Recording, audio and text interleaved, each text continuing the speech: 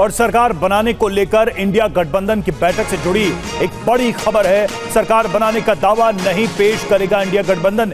India गठबंधन की meeting में लिया गया फैसला, सही समय का इंतजार करेंगे, खड़गे ने कहा।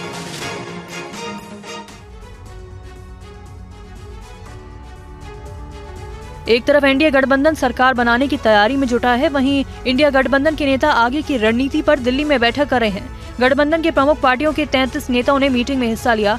सभी सहयोगी दलों की बैठक के बाद ये तय किया गया कि इंडिया गठबंधन सरकार बनाने का दावा पेश नहीं करेगा। गठबंधन ने तय किया है कि जो भी करेंगे लोकसभा के अंदर करेंगे, लोकसभा के फ्लोर पर लड़ाई लड़ेंगे।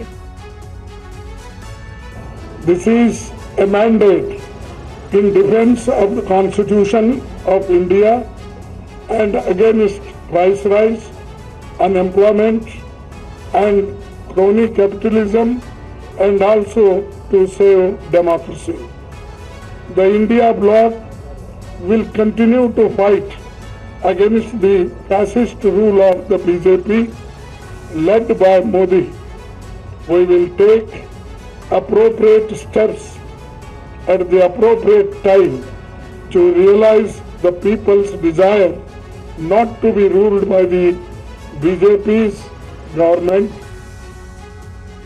और इस वक्त एक बड़ी खबर आ रही है, आपको बता दें आज बीजेपी ने अपने सभी मुख्यमंत्रियों को दिल्ली बुलाया है। कल दिल्ली में बीजेपी शासित राज्यों के मुख्यमंत्रियों की बैठक होनी है और इसीलिए आज सभी को दिल्ली बुलाया गया है।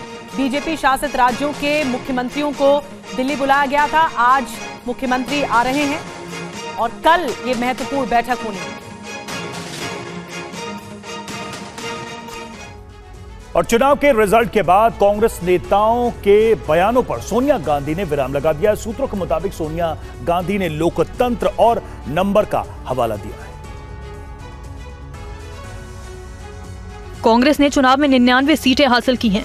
इंडी गठबंधन को मिलाकर 234 सीटें पा सकी, जिसके बाद खबरें आने लगी कि दिल्ली की गद्दी पर आसीन होने के दावे किए जाने लगे। जिसके बाद खबर है कि सोनिया ने कहा है कि लोकतंत्र में सत्ता नंबर के आधार पर मिलती है। जनादेश के बाद सभी मानो कि हम सरकार बनाने का दावा पेश नहीं करेंगे। अब सियासी लड़ाई लोकसभा के पटल पर होगी। कांग्रेस नेता राहुल गांधी ने कहा कि हमको जनता के बीच फ्रंट फुट पर रहना है। जो वादे हमने किए वो हम सत्ता में आने पर पूरा करेंगे। ये माहौल बनाए रखें।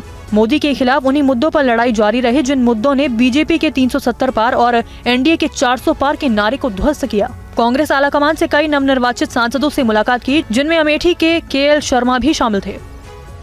उनकी तरफ से जाके जैसे हम्बल आप हो, ऐसे ही हम्बल रहना है आगे के लिए भी। कोई घमंड नहीं करना कि आप एमपी हो गए हो।